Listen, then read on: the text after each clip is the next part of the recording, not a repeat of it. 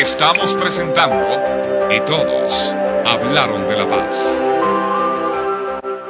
La principal causa y origen de los problemas del ser humano ha sido el no tomar conciencia de que pertenece a un entorno cósmico y que como tal es parte de una gran familia universal. Esta inconsciencia es la que le ha llevado a cometer los hechos de barbarie más atroces contra sus propios congéneres, ensañándose vil y abusivamente contra una de las razas de sus propios hermanos, a la cual a lo largo de la historia la ha denigrado, vejado, maltratado, esclavizado y discriminado absurdamente. Esta es otra razón de por qué el hombre no ha vivido ni ha permitido vivir en paz. Según el diccionario, sectas son doctrinas que siguen y defienden unos fanáticos. Pero ¿acaso no encajaría esta definición también con las instituciones como los partidos políticos o los ejércitos? Y estas personas están siempre hablando de la paz. Resulta entonces paradójico que el libre albedrío, siendo una herramienta que el cosmos nos ha proporcionado para evolucionar, quede sistemáticamente anulado del manual de los sectarios, pues sus miembros deben rendir culto y obedecer sin cuestionamiento alguno. La pregunta es, ¿se puede conseguir la paz de esta manera? Si nos remitimos al origen de la palabra hebrea antigua para paz, o que se traduce paz, que es shalom, esa paz refleja algo que es mucho más que la simple ausencia de conflicto. No podemos concebir como paz cuando el uno tiene un cuchillo en la yugular y el otro entonces tiene el revólver en la sien, entonces ahí no están peleando y hay paz. No, eso no es paz. La palabra paz implica el verdadero bienestar total de la persona, ausencia de violencia, ausencia de las preocupaciones extremas, un estado de tranquilidad total. Esa es la paz que Dios en mucho está dispuesto a proveer ahora y que Él ofrece para el futuro venidero. La fórmula para lograr la paz se tendría que dividir en dos aspectos. El uno es el aspecto de la paz a nivel personal, individual, y el otro es de la paz a nivel mundial, que todos anhelamos. Entonces, para ambos conceptos es necesario partir de un texto en la Biblia que me gustaría muchísimo compartir con ustedes, si me lo permiten. Este texto es muy famoso porque una parte de él está ni más ni menos que en un monumento frente al edificio de las Naciones Unidas y ha servido de inspiración ahí debajo de la estatua de Rodin para muchos idealistas. Pero desgraciadamente en la mayoría de los casos ha quedado solo en eso, ha quedado solo en idealismos. En la profecía de Isaías capítulo 2, desde el versículo 3, dice lo siguiente. Dice, y muchos pueblos ciertamente irán y dirán, vengan y subamos a la montaña de Jehová, a la casa del Dios de Jacob, y Él nos instruirá acerca de sus caminos. Y ciertamente andaremos en sus sendas, porque de Sión saldrá ley y de Jerusalén la palabra de Jehová. Entonces aquí se habla de personas que hacen un esfuerzo por recibir instrucción, educación proveniente de Jehová, Dios del Creador, y que toman la decisión firme personal de hacer las cosas a la manera que Dios indica. Como dice ahí, de Él recibirían instrucción y ley, y ellos dicen, andaremos en sus caminos, no vamos a hacer lo que todo el mundo hace o lo que nos da la gana. El resultado de eso, ¿qué es? Y ahí viene la parte conocida. Y Él ciertamente dictará el fallo entre las naciones y enderezará los asuntos respecto a muchos pueblos, y tendrán que batir sus espadas en rejas de arado y sus lanzas en podaderas. No alzará espada nación contra nación, ni aprenderán más la guerra. Aquí se recalca entonces que estas personas, una vez que han recibido esta educación y han tomado la decisión de hacer caso, el resultado es que ya sus espadas se convierten en rejas de arado, dejan de ser individuos cuya mente está en la pelea, en la guerra, y se convierten en individuos pacíficos. Y esto sí da resultado. Y para poner un ejemplo puntual, hoy en la antigua Yugoslavia, en la zona tan conflictiva de Kosovo y todo esto, hay 21 testigos de Jehová con sentencias de cárcel de hasta 5 a 7 años. ¿Por qué razón? Por no participar en el genocidio, por no hacer lo que todo el mundo estaba haciendo de odiándose y vengándose, sino por obedecer lo que ya habían sido instruidos por medio de su estudio de la Biblia. Ahora, la pregunta de cómo se va a lograr la paz, esta paz, a nivel mundial, nos lleva a otro aspecto. Todo el mundo sabe que el Señor Jesús ha recibido de parte de su Padre el título de Príncipe de Paz. Y cuando Él nació, los ángeles dijeron, gloria a Dios en las alturas y sobre la tierra paz a los hombres de buena voluntad. Esta promesa de paz no es una promesa vacía. El príncipe de paz ya no es un bebito en un pesebre. El príncipe de paz es el ser más poderoso en el universo después de su Padre Jehová el Creador. Y el príncipe de paz va a establecer el reino que Él prometió. Padre nuestro que estás en el cielo, venga a nos tu reino. Muy pronto la paz de Dios va a tener que ser establecida a la fuerza para que la humanidad viva en paz como Dios quiere. Y los que desean y quieren esta educación lo pueden aprovechar. Y los que no, tendrán que atenerse a las consecuencias. Pero el futuro de la humanidad está garantizado. Será un futuro de paz hecho por Dios. Nuestra iglesia está clara en que en realidad no hay tal paz para lo que está en este momento la mayoría de las iglesias anunciando. Solamente la paz la da nuestro Señor Jesucristo. Se nos vienen días muy conflictivos y sabemos de que al final el pueblo de Dios tendrá la paz. La paz es el Evangelio. Cuando tenemos a Cristo Jesús en nuestro corazón, ahí tenemos paz. Con razón decía el salmista, mucha paz tienen los que aman tu ley y no hay para ellos tropiezo. No necesariamente tiene que pertenecer a una religión para salvarse. Todo aquel que tiene a Cristo Jesús tiene la paz, lo tiene a Él y Él es el que nos va a salvar. Sabemos que otros no lo aceptan así, pero la palabra de Dios es muy clara. Y todo aquel que está estudiando la Biblia, nos encontramos que hay un Dios manifestado en la persona de Jesús. El ser humano se ha apartado de los caminos de Dios, se ha apartado de su consejo.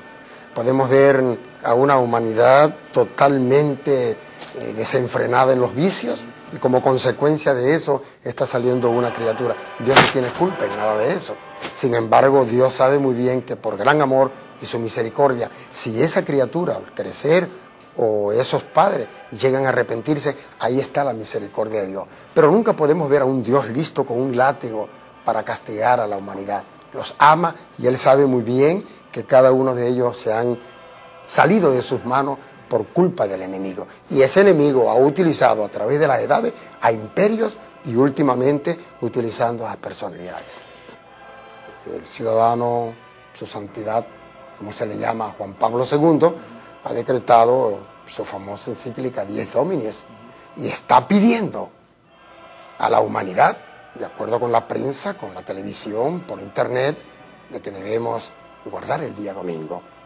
Pero el pueblo de Dios sabe muy bien que en la palabra de Jehová nunca encontraremos ese día. Estamos preparándonos, porque en la unificación el Señor ha dado también mucha luz, viene una persecución para el pueblo de Dios. Al final vendrá la paz, pero una paz con Jesús. La espiritualidad correlaciona la paz con la divinidad. Sin embargo, considero que no es un requisito identificarse con tal o cual grupo religioso o místico para vivir en paz. Yo creo que la paz es una actitud humana que tiene necesariamente unas bases, una situación específica para que florezca esta actitud. Tiene que darse en una sociedad en que converja la justicia, ciertos básicos niveles de igualdad. Tiene que darse una práctica de la tolerancia para que haya paz. Tendríamos que creer en la posibilidad de comunicarnos para que haya paz. Por lo tanto, como usted ve, la paz es al mismo tiempo que un principio, que una creencia, es una praxis cotidiana permanente. Yo partiría de unas condiciones especiales en las que tiene que desenvolverse el niño desde que nace y crecer para que florezca en el ser humano este culto, este respeto hacia la paz. Estoy hablándole entonces de la educación gradual dentro de una familia que crea en los cánones de la paz, que crea en la práctica de la paz, e igualmente en las instituciones escolares que se preocupen de activarla, de alimentarla, de demostrarlo con el ejemplo. Aquí hay muchas cosas que a lo mejor no se declaran expresamente, pero que se captan del medio. Si los padres se respetan entre ellos, si los maestros tratan a los alumnos con consideración, con benevolencia, considerándolos siempre una entidad autónoma digna de todos los respetos, yo creo que allí florece de manera espontánea también el sentido de la paz. El vocabulario diario que usamos está contaminado de agresividad e indirectamente cultiva las actitudes beligerantes, las pugnas. Cuando las personas dicen hay que luchar por la paz, están haciendo una declaración básicamente paradójica, ¿no? Plantean un objetivo positivo, pero defiende unos medios agresivos. La palabra lucha lleva a actitudes beligerantes. Creo que en cantidad de ocasiones, entre los mismos grupos que aparentemente están de acuerdo en la fe o la ideología que los reúne, se entabla esta actitud de lucha y de beligerancia entre ellos, por divergencia de maneras de interpretar tal vez los principios básicos que los está reuniendo. Yo creo que no todas las religiones tienen un mensaje de paz, ¿no? Tengo entendido que hay religiones que propugnan precisamente la lucha para conseguir la expansión de sus creencias, ¿no? A nadie se nos oculta que a un escritor de origen islámico se lo condenó a muerte por haber escrito un libro en el que cuestionaba tal vez algunos principios de la religión de sus mayores, ¿no? Esa es una actitud eminentemente violenta que no incorpora para nada la búsqueda de la paz de los cristianos o el amor al prójimo de los cristianos, amor tan enormemente comprometido que los lleva a perdonar a los enemigos. Diríamos que la paz es una virtud que condiciona al amor, a la tranquilidad, a la espiritualidad interna también del hombre, porque también hay paz espiritual o interna del hombre, del individuo en general, y que indudablemente pues desde una proyección más allá del hombre y de la familia tiene que condicionar factores de ordenamiento en las comunidades y sociedades en general, llámese países, continentes o en el mundo, en la parte universal. Proudhon nos decía y manifiesta con mucha claridad que para que haya paz universal no debe haber ni la opresión ni ese desequilibrio entre el opresor y los oprimidos. Pero más allá de la conceptuación, diría que sería la coordinación armónica y perfecta de lo que significa el universo, la naturaleza misma, comprendiendo como universo no solamente a las cosas sin vidas, sino también a los seres vivientes en general, animales y hombres, o animales conscientes como es el hombre, ¿no? La masonería no es una religión, es una organización, como ya le dije, de carácter iniciático, simbólico, y que pregona el amor universal, precisamente la paz universal, en todo su sentido que significa este amor o fraternidad hacia el ser humano mismo. Sí. Y entonces quizás la inmortalidad del alma podría ser la salvación, pero sin distinción de razas, de credos políticos ni de hombres, sino sencillamente porque la materia, como bien decía Darwin, no se crea ni se destruye, todo se transforma, y la materia tiene energías, y esa energía es la que sale en el momento de la muerte del ser viviente, en este caso del hombre, y esta es el alma, por eso es que el alma es inmortal.